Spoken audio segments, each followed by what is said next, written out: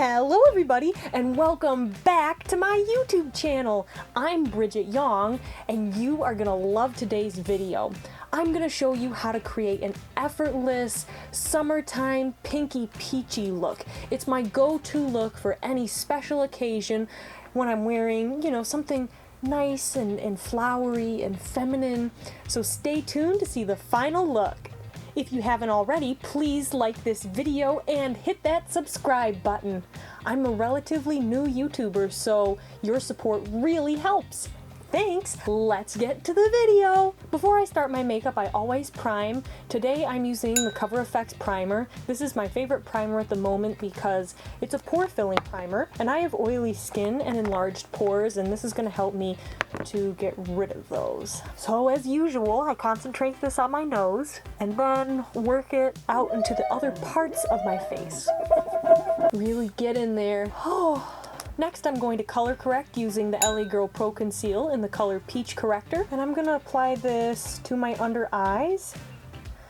I'm squeezing out a little bit of the product here, and then I'm applying it under the eyes. To be fully honest with you, I prefer a corrector that's a little more pigmented than this. It's not bad per se, but it's definitely not full coverage. For correctors especially, I find that I just tend to prefer full coverage because you're trying to get rid of this pretty strong discoloration. And if the product isn't super pigmented, you kind of have to layer a lot on. When you layer just a ton of product like that, it can sometimes make your makeup appear cakey. I make sure to blend this out so it doesn't end up looking like that, but it's something to keep in mind. It's just a little easier to work with something that has a higher concentration of pigment in it. Next, let's go in with our foundation. I'm using the Marc Jacobs Remarkable Foundation Concentrate. I think that's what it's called. Yeah, it's a long name, but it's really good. This is my ride or die foundation. Nothing else seems to last on my skin, and the pigmentation's really good. It doesn't build up. It's not cakey. It's a very liquidy formula, which I much prefer on my foundation. So I'm just gonna put a little bit on my beauty blender here and start a-bouncing. Oh, there's something so satisfying about applying your foundation and seeing half of your face with and half without, or half your face with and half without. I don't even know what side I'm pointing to right now. It's kind of weird. My foundation doesn't really match my face, but it matches my neck. So it always looks a little weird going on, but we're gonna get there. We're gonna get there, people. It's all a process, and having a mask-like countenance for the beginning parts is natural. I think I tried to make this clear in my first Lolita makeup tutorial, but I thought I would reestablish it here that I actually wear alternative Asian fashion on a daily basis, whether it's Lolita or Gyaru. These are just different genres of Japanese fashion if you're not familiar with these terms. But yeah, I just love wearing alternative fashion on a daily basis. I just don't feel comfortable in regular clothing. I haven't worn regular clothing in probably 7 years. I've been dressing exclusively in alternative Japanese influence styles for I think 5 or 6. When it comes to clothing, you really have to be you because you just won't feel good otherwise. And here's the foundation complete. Ooh. Next, we're going to go in with concealer. I'm using the Tarte Shape Tape. This is a very famous concealer, obviously. Apply just a bit. I don't apply as much concealer as some people would, but I'm after a slightly different feel. But yeah, I've been liking this style lately. There's been some Chinese sellers on Taobao, especially, who've been sort of producing this newer style of... It's definitely influenced by Lolita, but I don't think a lot of people would consider it Lolita necessarily.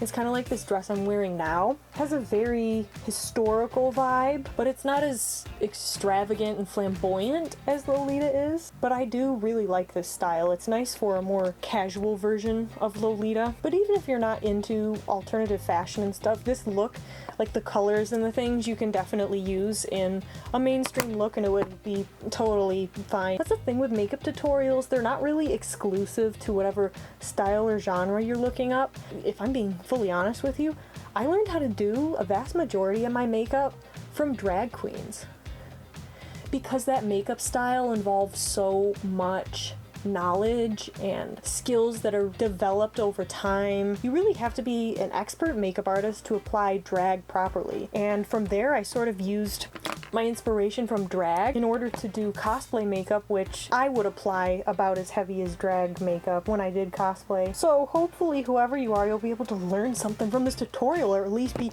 entertained. Oh. Now that that's done, let's go in and contour. Lately I've been really into the Fenty matchsticks. This is the color Mocha. I like it because it's cool enough to where it's going to create a shadow, but it has a warmth to it that I think my skin needs, because when I use a contour stick that's a little bit too gray, it just kind of makes me look gray.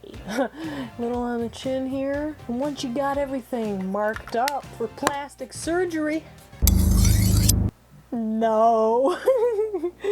Just go on in with a brush. I like to use just a dual fiber brush and start to swirl gently without pressing down, because if you press down too hard, it's going to distort the brush and it's not going to blend quite as nicely. Depending on the day, sometimes I'll skip cream contouring my chin area, but because this is a summer look and I want a little more color on my face, I went ahead and went in with this. If you like a slightly heavier contour, you can always go in heavier. I just don't, because I sort of like to do my makeup to look like a doll, and if it's a little too chiseled, it kind of takes away from that, I feel. So I try to blend out my contour and make sure that it's very seamless looking. Oh yes, you know, I pinned up my hair in the first Loveil video I did, but my hair holds curl really easily, and even by just like using clips like that, it just, no, like I can't do it, because then once my makeup's done, my hair is a mess and I've got to like take 10 minutes to fix it again, and then it's not as good as it was in the beginning. Oh, don't get me started. We're just gonna keep it simple. We're just gonna keep it simple, and the hair is gonna be down for this video. I hope that's okay. Now taking the Morphe M562, I'm going to blend out my nose contour. When you're blending out a nose contour, you want to make sure that you keep the center area clean, or as clean as possible. If it gets kind of muddy, you can always go back in with a concealer or your foundation if it's pigmented enough to re-highlight that area of the face. But for now, I think it's looking okay. Be very patient with this. A nose contour should never be rushed, because it'll look bad. Oh, it's getting there. Now I'm going to go in with a Morphe M514 and diffuse these lines even further. You go in with a precise brush in the beginning just so that you can very carefully blend, and then once most of the product has been blended out, then you go in with a slightly bigger brush and add that last finishing touch of diffusion. I think that's the best I've contoured my nose on YouTube so far. Nose contours, it's kind of a hit or miss thing, you know, depending on the day. It's like a bad hair day, a bad nose contour day. It's hard to do. I don't know why, but anyway. Today, I'm also going to go in and set our contours. I'm going to use Anastasia Beverly Hills color Fawn. I want a little more control over my contour, so I'm going to use the Morphe M557 brush to achieve that. Just gently shade, concentrating it here in the back. We're also going to go over the nose contour again, and of course I'm using the Morphe M564 brush for this. Just gently go over the areas where you previously applied product, just so that everything is set in place. Next we're going to go on to eyes. I'm going to use the P. Louise base in Rumor 1. Now this is just a generic flat brush. I'm going to apply a little product here and apply that to my eyes. I'm trying to stamp this as opposed to wipe it. Oh, I need more product. And this is so that the eyeshadows have a sticky, wet base to hold on to. And it will also help to prevent the eyeshadow from, of course, wearing off. It's a bit harsh right here, so I'm just blending it out with my finger. There we go. It's okay if it's a bit crazy looking, because we want this very pale base, because it's going to allow the colors in our eyeshadow to show up a little better. Let's do the other eye. That looks pretty good. Now that that's done, we actually have to set our eyes. I do this both to bake my eyes and to catch any eyeshadow fallout that may start dribbling as I apply my eye makeup. And then that's all I'm going to do. If you like to set your entire face, go ahead. But I find when I do, my oils just come through anyway, and they start to cause my foundation to separate, and it looks really bad. So I prefer to just keep things liquid and be able to touch up the liquid with liquid throughout the day. I'm also going to apply a little powder next to my nose, just so we have that really snatched contour. And here we have one eye done. What do you think? Do you like it? Oh, I just love how there's all these peachy shades on the outer corners, and then there's this pink right in the inner part in the center. Like, oh, I am obsessed with this look. This is my favorite look right now. I wear this all the time. It's just so flattering. We're gonna do this eye together. One of my favorite palettes from all time is the Norvina from Anastasia Beverly Hills. Oh, it matches the background. Oh, it's messy, I know, because I use my makeup a lot. And we're gonna dip into the color Eccentric with the Morphe M514.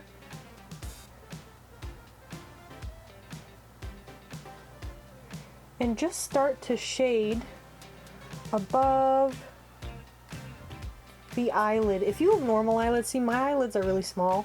I always shade a little bit above, just so that you can actually see the color when I open my eyes, because if I didn't do that, it would all be hidden. So I'm gonna create a V shape. You will also see me doing a crescent moon sort of shape, but for this look, I'm gonna just bring the edges to a point here, because it'll add a different sense of dimension. Taking the Morphe 15D palette, I'm going to dip in the crease, and we're going to apply this color to the outer edge of the eye. Now this is very orange, but it won't look so orange once we're done with this look. We're just laying this down as a base color, but we're going to apply other ones on top of it.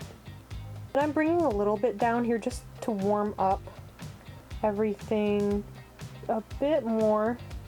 Taking the Anastasia palette again, we're going to go back in with the M514, dip into the color Incense, and we're going to apply this directly to the crease, the deepest part of the crease, and I'm going to blend with these circular motions. I don't want this color everywhere, and I don't want it to get in the way of the transition we've already created. I just want it there so that when I close my eyes, there's a sense of dimension. Whereas if I'm like this, you can't really see it, but with my eyes closed, it gives an extra something to the makeup. But it's important because makeup looks really different at a lot of different angles. So it's important to be aware of that if you want your makeup to always look snatched or whatever. I don't know if like my makeup's really snatched. It's just like too cutesy or something? I don't know. Next, it's time to dive on into the Juvia's Place Magic Mini Palette. I'm obsessed with this formula, just like most of the people on YouTube, and I'm going to use the color Oh Sun here. It's a really beautiful peachy pink. It reads as regular like bubblegum pink, but then when you look at it up close in real life, it has this blossomy, peachy, very warm sheen to it. It's almost a duochrome, but it's not. And I'm going to spray this with a setting spray. This is the Morphe one, and this is just so that the pigment is very concentrated, and I'm going to start packing it directly onto my lid. God though, like I'm obsessed with the Juvia's Place shadows because they're good and they're cheap. Like you can't get any better than that. And then again, I'm going to apply this color just slightly above my lid so that people can actually see it, and I can see it. There, now do you see this look starting to come together? Ooh! Next we're going to go back into the Juvia's Place palette using the color Nana right here with the M513 brush. And this is a really warm brown.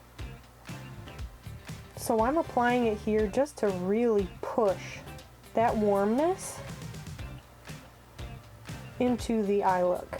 And just blend, blend, blend. Now let's go into the Huda Beauty Rose Gold palette, and I'm going to take the color Demure on a Morphe M562 and apply this directly under where my pupil iris area is. And what this is going to do is bring warmth to this bottom part of the eye, because we have this pink here and this orange here. So now I want to add some pink in, but not this exact peachy pink directly. And this is good because it's a little more subtle than this, but it still allows the colors to kind of meld and mesh and look good together. Next, I'm going to take a flat brush and dip into rose gold and apply this to the outer third of the eye. We're just applying this over that orange and over any sort of transitions that came out a little bit too far from the pink. This will give the perfect amount of brassiness to our look. And then I'm going to dip into Trust Fund, and this will be for the very outer edge. And apply some of this under the eye as well. I'm going to take Demure again and apply it right up into the tear duct. Taking the Bibia Last Auto Gel Eyeliner in Rose Gold, I'm going to highlight the inner corners of my eyes. And to add the perfect gold finishing touch, we're going to dip into Dreamer from the Anastasia palette and apply this color to the inner corner. Oh yes! I love highlighting the inner corner of my eye. And then we can apply a little bit on the nose too.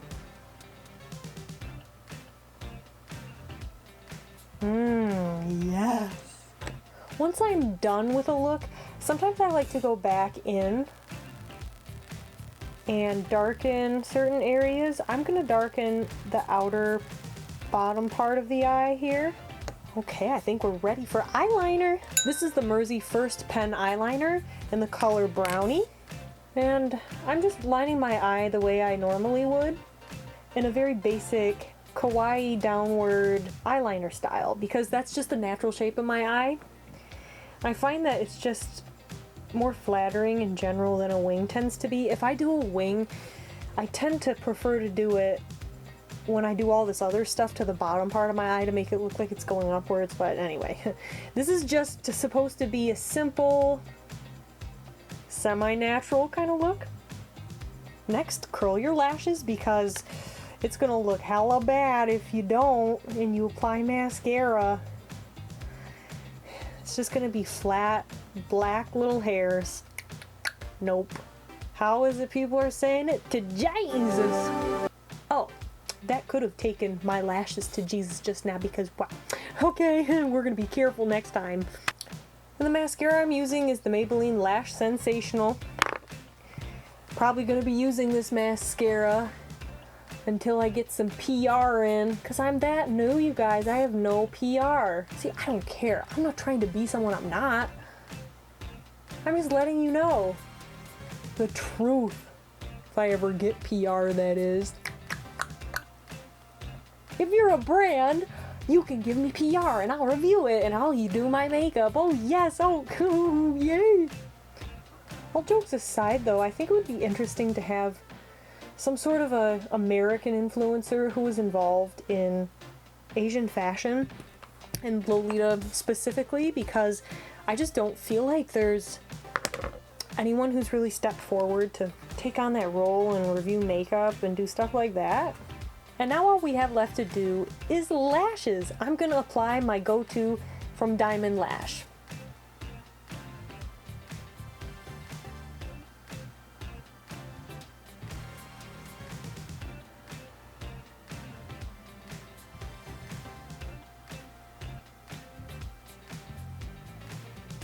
Now that our lashes are done, I'm gonna dust away all that excess setting powder.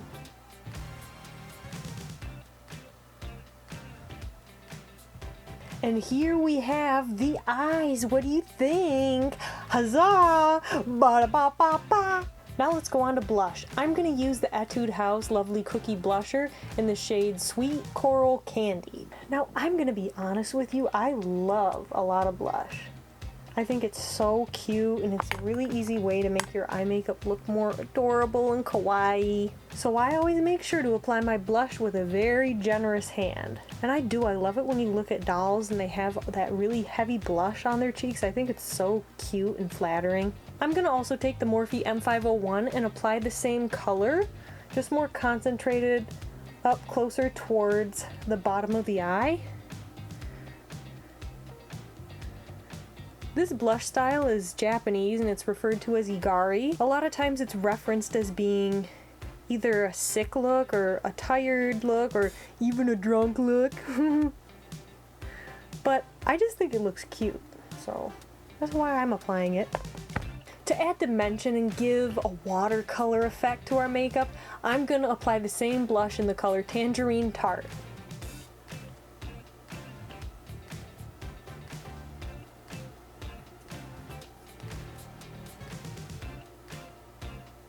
To give our skin makeup a final touch of sparkle, we're gonna apply the Laura Geller highlight in Peach Glow.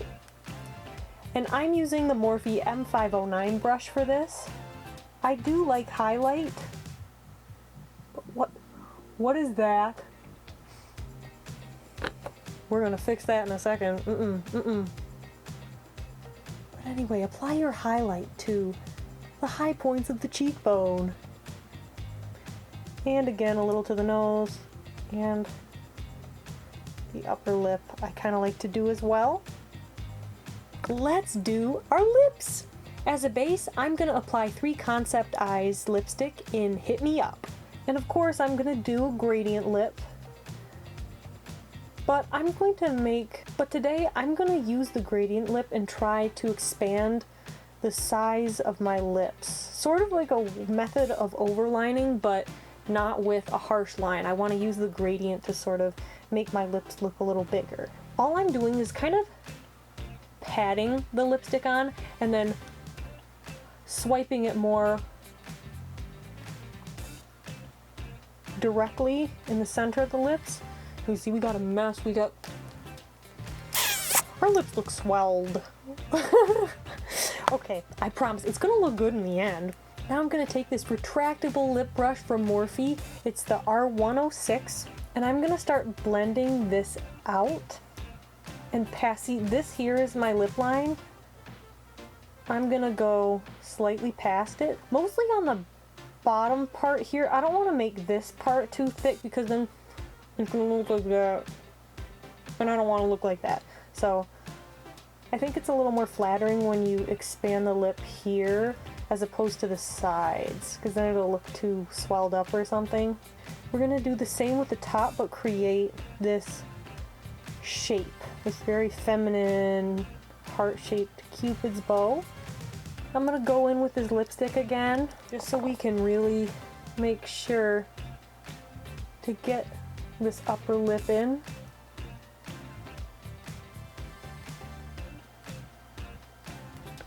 Here we go. It's a little too orange for this look though, but that's why we used it as a base. And now, I'm gonna go over this with the NARS lip gloss in the color Puree. I think that's how you say it.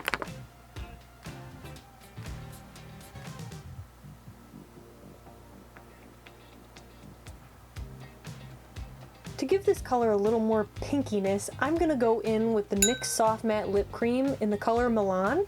Apply it to the center of the lips and simply blend it out.